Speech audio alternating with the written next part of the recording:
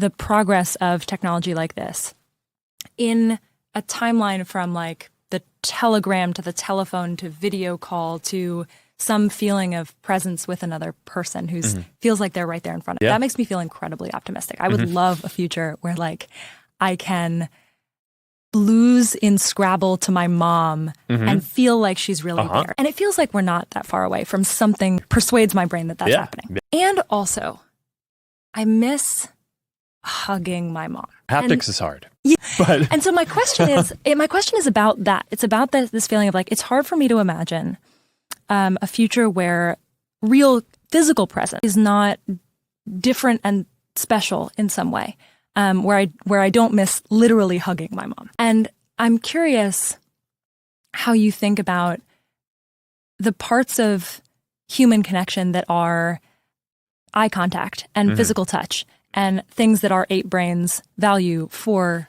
connection with other people. Yeah, well, eye contact, I think we're going to get to a lot before the touch part. For haptics, I do think we'll make progress on that, but it's obviously, there's a spectrum there too, from kind of hands, which is where if you draw out the kind of like homunculus version of a person in terms of like what are our kind of sensory, what's like the majority of what we're sensing. Yeah. So I think being able to do that for your hands is probably the most important place to start. And you have a rough version of that with controllers today. And we have this demo playing ping pong where you have a controller where as the digital ball hits the ping pong paddle, you feel it hit as if it's hitting the ping pong paddle wherever it is. So you actually have a sense of like where it's hitting the paddle. So I think that was just a wild demo. So I think we'll get some of that.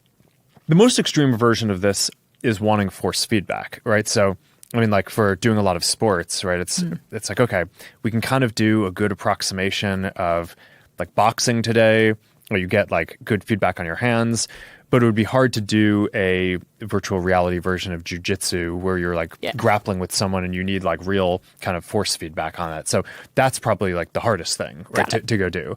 But I think we'll get there. I think like most science fiction, it's not this binary thing that you just like wake up one day and we're like, oh, we've realized all the dreams. But I do think that these platforms are going to be the first time that I think that there's a realistic sense of presence in all the ways that that's special to people for most things that people want to do, which are not the most physical ones. And even some of the basic physical ones I think we'll get.